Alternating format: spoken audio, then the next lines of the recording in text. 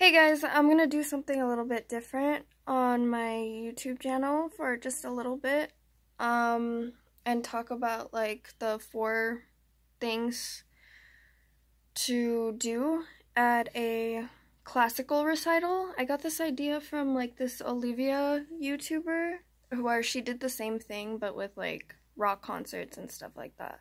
So I thought I would do the same thing with like concerts and the symphony concerts and all that stuff. So yeah, and just like what she said with the rock concerts one, people should know what to do with these kinds of concerts, or like what etiquette they should use, but some people just, it doesn't sink in. So the first thing is cell phones. That's like an obvious one. That's like a distraction for the performers and everything. You want to be able to shut those off, even though, yeah, we are actually trained to continue performing and everything despite all the distractions that go on, because phones aren't the only distractions, but it's like the number one, and you need to remember to shut them off. Like, I don't understand how there's always that one person that doesn't remember to shut their phone off. So, like, they always have someone on like the microphone in the stadium telling you to remember to silence your phones because the concerts are playing or there's a recording going on or whatever, but someone always fails to do that. Understand, like, you may forget or you may have thought you've done it before, but it doesn't hurt to double check during that moment that they say that to really make sure, because I get it, it happens. But the second thing is dressing appropriately. Now this one, I mean, it really depends on like the concert or anything, because I know the ones I've gone to at school, you're not required to dress like fancy or as if you're only the people who are performing on stage. So like if it's a symphony, all the guys in their tuxedos and all the women in their dresses, and the people in the audience can wear sweatpants or whatever they want, like wear for the student recitals or whatever, because we're not performing. There's no reason for us to dress up. Maybe for a symphony, I know the El Paso Symphony, people choose to dress up. I see people still come in with sweatpants. There's no dress code, but usually it's like concerts like that, like a symphony where people are dressed in like gowns and all that stuff. But yeah, I don't know. I don't know if it's like a strict thing, but I would do it just in case. I know I did it. I went to the symphony recital and I dressed up just in case everybody else was dressing up, and even then, like, it wouldn't be anything too fancy. It would probably just be like a cocktail dress or something, or yeah. So the third one is not moving too much in and out of your seats. I know it's very irritating when you're like sitting in the middle seats and then other people are sitting in the aisles and stuff, and you need to go to the restroom or whatever, and you have to like get up. You want to make sure like beforehand that you check to make sure that you're good to go. You had your drink of water, you went to the restroom. If you're one of those people that have like that kind of, I would recommend then sitting in the aisle. Would be much easier to go towards the door faster.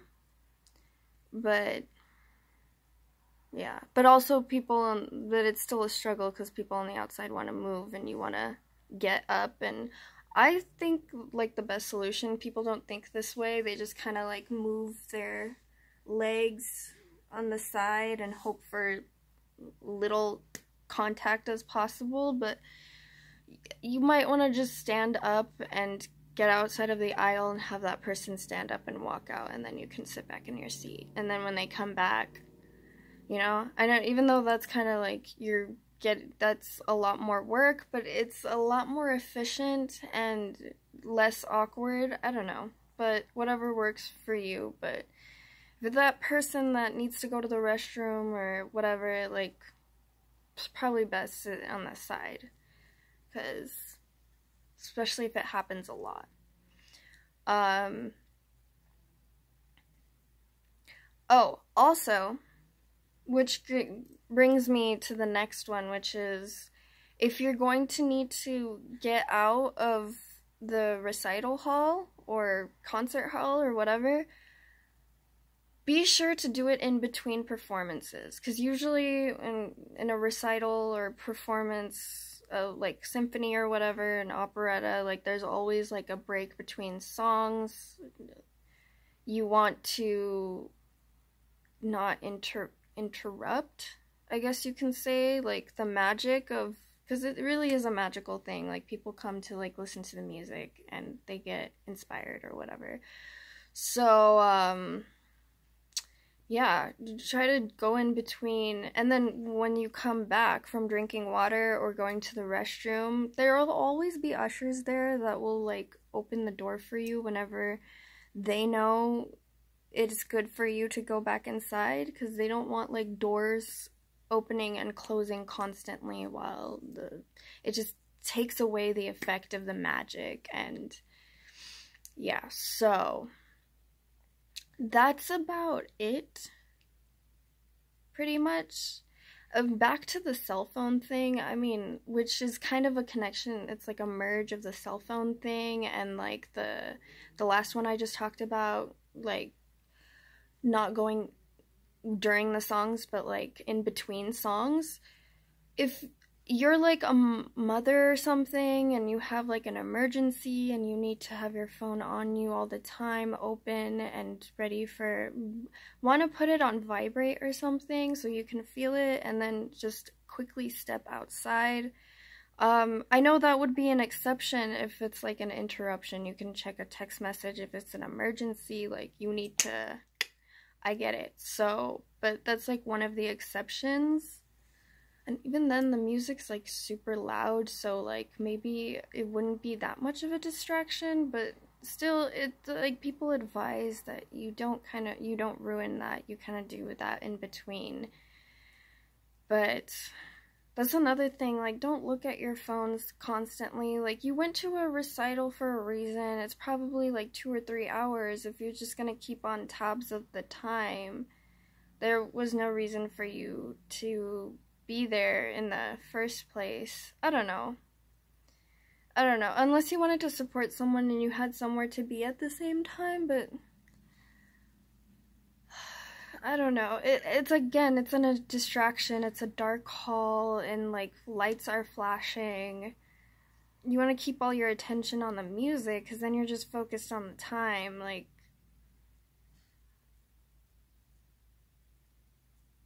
I don't know, unless you have to be there.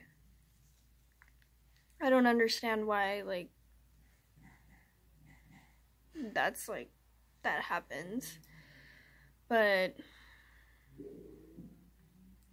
yeah. I mean, there are other ones, maybe, that I missed that you can comment below. I know a lot of people don't like babies or whatever, like either they don't like children and they get irritated by the crying. The parents can't really help that. Although my suggestion would be that it does take away from the magic. You probably want to look for a babysitter. Because, you know, you went to this thing to enjoy it. And I understand you're parents, so you have to take care of your child and all that stuff too.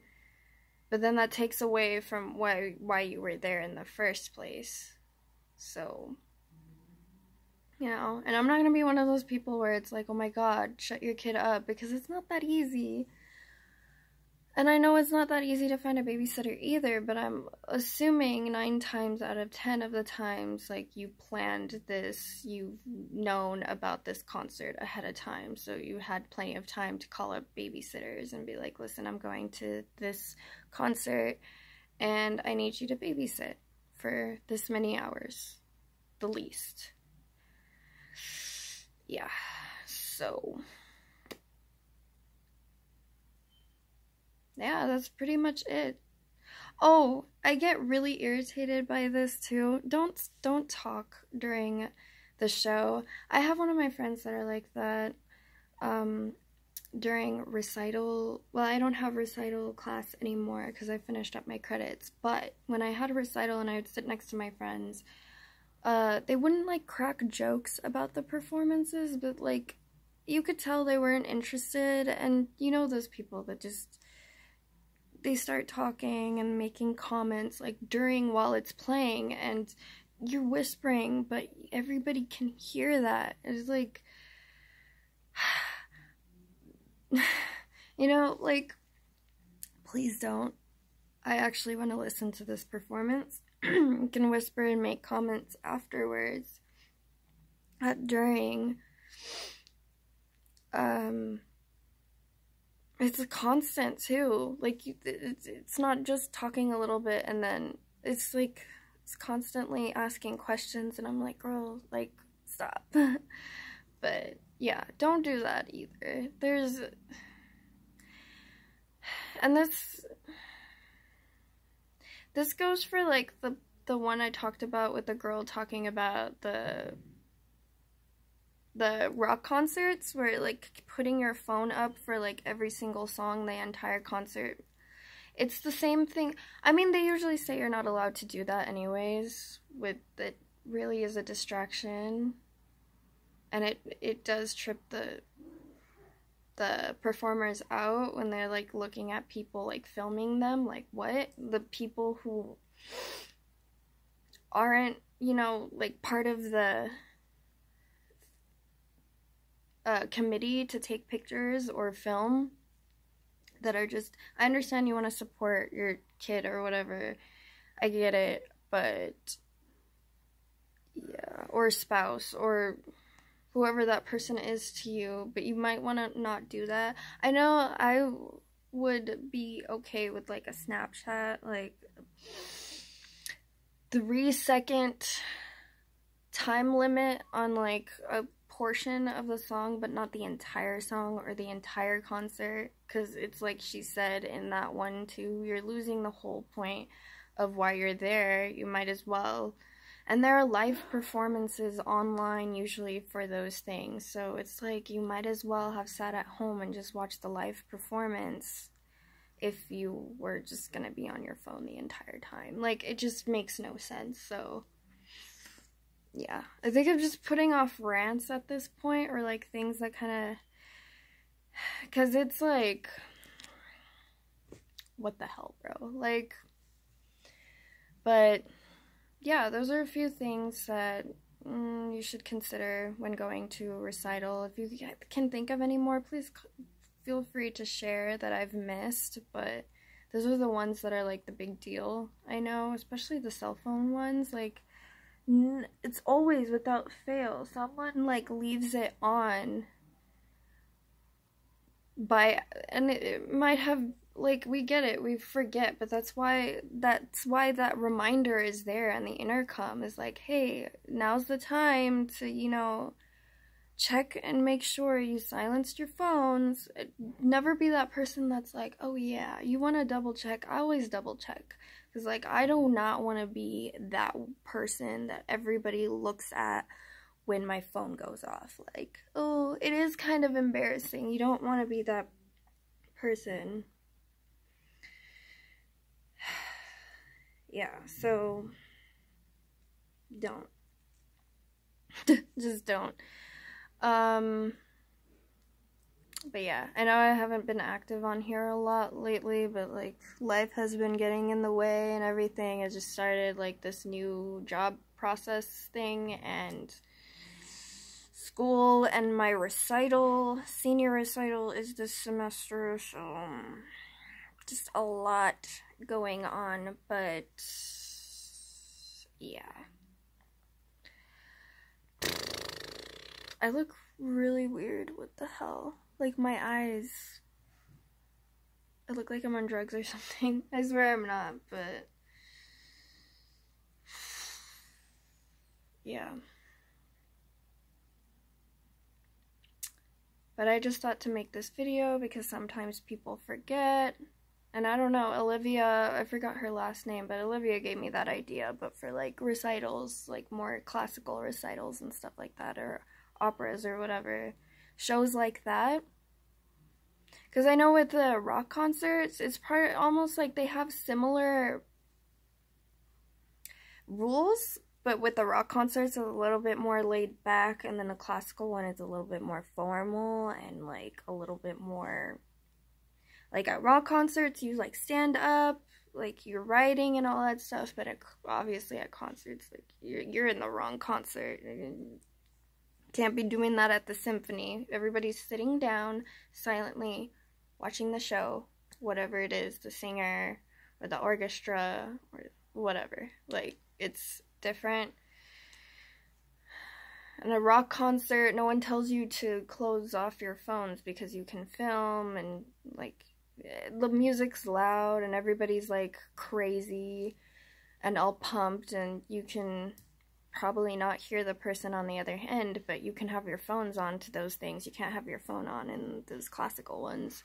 So, but yeah, it's thought to do that one, so it was kind of like a rant / tips on what to do at recitals. I don't know. Some things I know is not a big deal as it is for others. But yeah, so I hope you enjoyed this video. You know, give it the like, the subscribe, do all that stuff. I don't know. Whatever. It's whatever. But yeah. Alright.